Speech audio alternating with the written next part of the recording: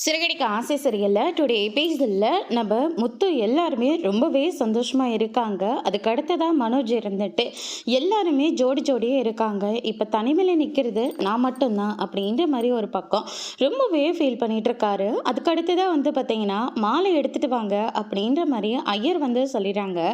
அதனால் நம்ம மீனா இருந்துட்டு மாலையை எடுத்துகிட்டு வராங்க. முத்து இருந்துட்டு இந்த மாலையை நீயே கட்டினியா அப்படின்னு சொல்லிட்டு கேட்ட உடனே ஆமாம் நான் தான் கட்டினேன், வேற யார் கட்டுவாங்க அப்படின்ற மாதிரி சொல்லிடுறாங்க. என்ன மீனா, இன்றைக்கி கூட நீ தான் கட்டணுமா? வேறு என்னங்க பண்ண முடியும், நம்ம வீட்டு ஃபங்க்ஷனுங்க, நம்ம தாங்க எல்லாத்தையும் செய்யணும் அப்படின்ற மாதிரி மீனா சொல்லிடுறாங்க. அதுக்கடுத்ததா சரி முன்னாடி உட்காருங்க அப்படின்ற மாதிரி சொல்லி அண்ணாமலையும் விஜயம் முத்து கூப்பிடுறாங்க. அவங்களும் ரொம்பவே சந்தோஷமாக விஜயம் எந்திரிச்சு வராங்க. ஆனால் நம்ம அண்ணாமலை இருந்துட்டு ஒரு நிமிஷம் இரு விஜயா, இந்த மாலையை நீங்கள் 2 பேரும் தான் மாற்றிக்கணும். ஏன்னா இந்த வீடு கிடச்சதே உங்கள் 2 பேரால் மட்டும்தான். இப்படி ஒரு மருமகளும் இப்படி ஒரு பிள்ளையும் கிடைச்சது எங்களுக்கு ஒரு வர மாதிரி. இந்த வீடு இப்போ திரும்ப இருக்குன்னா அதுக்கு காரணமே நீங்கள் மட்டும்தான். அதனால் இந்த வீட்டில் இந்த பூஜையில் நீங்கள் தான் இப்போ உட்காரணும் அப்படின்ற மாதிரி சொல்லிடுறாங்க. ஆனால் இந்த வீட்டை கஷ்டப்பட்டு கட்டினது நீங்கள் தான்ப்பா, அதனால் நீங்கள் தான் இந்த இடத்துல உட்காரணும் அப்படின்ற மாதிரி சொல்லிடுறாங்க. எல்லாமே வாஸ்தவம் தான்ப்பா.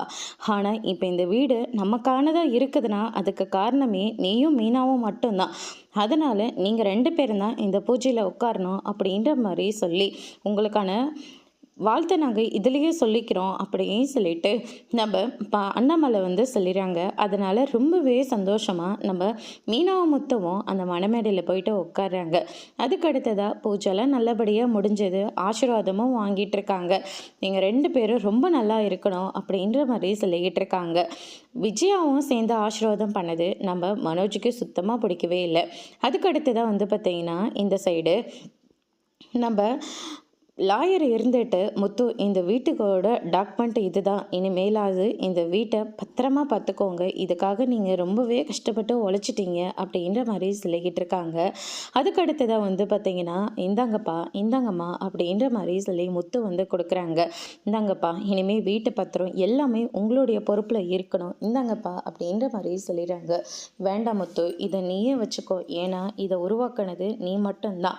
இப்போ இந்த டாக்குமெண்ட் நம்மக்கிட்ட இருக்குன்னா அதுக்கு காரணமே நீயும் மீனாவும் மட்டும்தான். அதனால் இந்த டாக்குமெண்ட் உங்ககிட்ட இருக்கிறதா எல்லா விதத்துலேயும் சரியாக இருக்கும் அப்படின்ற மாதிரி சொல்லிடுறாங்க. ஆனால் நம்ம விஜயா இருந்துட்டு என்னங்க நீங்கள் அவங்ககிட்ட போயிட்டு அதை கொடுக்குறீங்க, அது நமக்கு சேர வேண்டியதுங்க, நீ என்கிட்ட கொடுங்க நான் வச்சுக்கிறேன். போதும் விஜயா, உங்ககிட்ட கொடுத்து நீ அதை பத்திரமா வச்சுக்கிட்ட வரைக்குமே ரொம்ப ரொம்ப போதும்.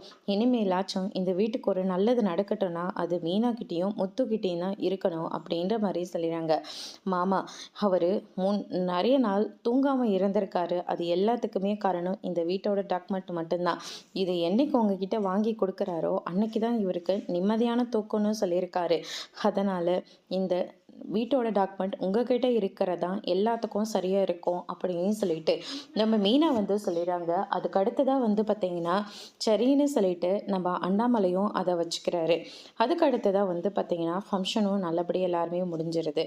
அதுக்கு அடுத்ததாக இந்த சைடு மனோஜ் ரொம்பவே டல்லாக உட்காந்துக்கிட்டு இருக்காங்க. விஜயாவும் பக்கத்தில் போகிறாங்க. என்னடா ஆச்சு அப்படின்னு சொல்லிட்டு கேட்கவும் ஒன்றும் இல்லை அப்படின்ற மாதிரி சொல்லிக்கிட்டு இருக்காங்க. ஃபங்க்ஷன் நடக்கும் போதே கவனிச்சுக்கிட்டு தான் இருக்கேன், உனக்கு என்ன ஆச்சு அப்படின்னு சொல்லிட்டு கேட்கவும் இல்லைம்மா நானும் வந்ததுலேருந்து பார்த்துக்கிட்டே தான் இருக்கேன், அந்த ஸ்வேதாவும் அந்த கூட வந்தவரும் ஒன்றா நின்று ஜோடியாக நின்று பேசிக்கிட்டு இருக்காங்க. அந்த வித்யாவும் முருகனும் ஜோடியாக நின்று பேசிக்கிட்டு இருக்காங்க. மீனா முத்து ஜோடியாக இருக்காங்க. ரவி ஸ்ருதி ஜோடியாக இருக்காங்க. ஏன் சிவ அங்குளும் பார்வதி ஆண்டியும் கூட ஜோடியாக இருக்காங்க. நீங்களும் அப்பாவும் ஜோடியாக இருக்கீங்க. இப்படி எல்லாருமே ஜோடி ஜோடியாக இருக்கீங்க.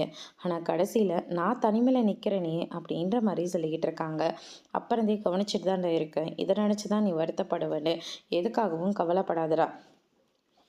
கூடிய சீக்கிரமாக ஒரு நல்ல பொண்ணாக பார்த்து உனக்கு நான் கல்யாணம் பண்ணி வைக்கிறேன் அப்படின்ற மாதிரி சொல்லிடுறாங்க. அதை நடக்க மாட்டதே டவுட்டு தான். என்னடா இப்படியெல்லாம் பேசுகிற, முதல்ல எனக்கு டிவோர்ஸ் ஆகணும். அதுக்கு ரோகிணி சம்மதிக்கணும். நீங்கள் அன்றைக்கி கடைக்கு வந்தபோது ரோகிணி கிட்ட அப்படி எல்லோரும் முன்னாடி பேசினதுனால அவள் ரொம்பவே கோவப்பட்டுட்டா. எக்காரணத்தை கொண்டும் நான் டிவோர்ஸ் தரமாட்டேன்னு சொல்லிட்டு அங்கேருந்து கிளம்பி போயிட்டா. அவள் கூட நான் கொஞ்சம் க்ளோஸாக இருந்து எப்படியாவது அவளோட வாயாலே நான் டிவோர்ஸ் வாங்கிக்கலாம் அப்படின்னு நான் நினச்சி ஒவ்வொரு விஷயமா பண்ணிகிட்டு இருந்தா, நீங்கள் என்னடானா எல்லோரும் முன்னாடியும் அவளை அசிங்கப்படுத்திட்டீங்க. அவளுக்கு ஆம்பளை தேவைப்படுதான்ற அளவுக்கு நீங்கள் கேட்டுட்டீங்க. அதை அவளால் ஏற்றுக்கவே முடியல. உங்கள் அம்மா வந்து எங்கிட்ட மன்னிப்பு கேட்கணும் அப்படின்ற மாதிரிலாம் சொல்லிட்டா. அதுக்கு நான் சொன்னேன், எங்கள் அம்மாலாம் உங்ககிட்டலாம் மன்னிப்பெல்லாம் கேட்க மாட்டாங்கன்னு சொல்லிட்டேன். ஆனால் நீங்கள் அவகிட்ட ஒரே ஒரு சாரி மட்டும் சொல்லிட்டீங்கன்னா கண்டிப்பாக அவள் எனக்கு டிவோர்ஸ் கொடுத்துருவா அப்படின்ற மாதிரி சொல்லிடுறாங்க. ஆமாண்டா, நான் பேசினது எல்லாமே ரொம்ப பெரிய தப்பு தான். எல்லோரும் முன்னாடியும் அவளை அந்த ஒரு வார்த்தையை சொல்லி பேசியிருக்கக்கூடாது. சரி, நீ சொல்கிறத நான் புரிஞ்சுக்கிட்டேன். அவளுக்கு நீ ஃபோன் பண்ணி கொடு அப்படின்ற மாதிரி சொல்லிடுறாங்க. மனோஜ் இருந்துட்டு, அம்மா நீங்கள் உண்மையவா சொல்கிறீங்க? நான் உண்மையை தாண்டா சொல்கிறேன், ஃபோன் பண்ணி கொடுறா அப்படின்ற மாதிரி சொல்லிடுறாங்க. அதுக்கு அடுத்து தான் வந்து பார்த்திங்கன்னா மனோஜ் இருந்துட்டு ரோகிணி கால் பண்ணுறாங்க. ரோகிணி இருந்துட்டு மனோஜோட காலை பார்த்தோன்னே ரொம்பவே சந்தோஷப்படுறாங்க. சொல்லுங்கள் மனோஜ், அம்மா உங்ககிட்ட சாரி சொல்லணுமா, ஃபோன் பண்ணி கொடுக்க சொல்கிறாங்க, அவங்க உங்ககிட்ட பேசுவாங்க அப்படின்ற மாதிரி சொல்லிடுறாங்க. அதுக்கு அடுத்து தான் வந்து பார்த்திங்கன்னா, சொல்லுங்கள் ஆண்டி, ஏதோ பேசணுமா அப்படின்ற மாதிரி சொல்லிடுறாங்க. ஆமாம், நான் உங்ககிட்ட அப்படியெல்லாம் பேசியிருக்க கூடாது, எல்லார் முன்னாடியும் அவ்வளோ அவமானப்படுத்தியிருக்க கூடாது. அதுக்காக நான் உங்ககிட்ட மன்னிப்பு கேட்டுக்கிறேன், என்னை மன்னிச்சிடு அப்படின்ற மாதிரி சொல்லிடுறாங்க. சொல்ல வராங்க, ஆனால் எல்லாரும் முன்னாடியும் அந்த வார்த்தையை கொண்டு நான் பேசியிருக்க கூடாது, இதை விட மோசமாக பேசியிருக்கணும் அப்படின்ற மாதிரி சொல்லிடுறாங்க. நீ எல்லாம் ஒரு பொம்பளையாடி, என் பையனை விட்டு எங்கிட்டயே சாரி சொல்கிற, நீ எல்லாம் எப்பேற்பட்ட ஆளை இருப்ப, நீ எவ்வளோ பெரிய கிரிமினல்னு எனக்கு நல்லாவே தெரியும், எதுக்காகடி இப்படியெல்லாம் பண்ணிக்கிட்டு இருக்க அப்படின்னு சொல்லிட்டு ரொம்பவே கோவப்பட்டு பேசிக்கிட்டு இருக்காங்க. அவங்க வாயில் என்னெல்லாம் வார்த்தை வருதோ எல்லா வார்த்தையும் அச்சு வேற ஆணி வேறன்னு சொல்லிட்டு பேசிக்கிட்டு இருக்காங்க. ரோகிணி ரொம்பவே அவமானப்பட்டு போகிறாங்க. இன்னொரு தடவை என் பிள்ளைகிட்ட பேசணும் அது இதுன்னு சொல்லிட்டு ஏதாவது கடை பக்கம் வந்த தடுப்பக்கட்டையும் செருப்பும் தாண்டி எடுத்துகிட்டு வருவேன் அப்படின்ற மாதிரிலாம் சொல்லிடுறாங்க. ரோகிணி ரொம்பவே அவமானத்தில் இருக்காங்க. ஐயோ, சின்னதாக இருக்கிற பிரச்சனையே நானே இவங்க அம்மா கிட்ட பேசி பெருசாக ஊதி விடிகிற அளவுக்கு பண்ணிட்டனே அப்படின்னு சொல்லிட்டு மனோஜ் ஒரு பக்கம் ரொம்பவே ஃபீல் பண்ணிட்டு இருக்காரு. அதுக்கடுத்து தான் விஜயா இருந்துட்டு, நானா உனக்கு பொண்ணை பார்த்து கல்யாணம் பண்ணுற வரைக்கும் அமைதியாக இரு, தேவையில்லாமல் அந்த ரோகிணி கிட்ட போயிட்டு பேசினேன், நடக்கிறதே வேற அப்படின்ற மாதிரி மிரட்டுறாங்க. அதோட எபிசோட் முடிச்சிருக்காங்க.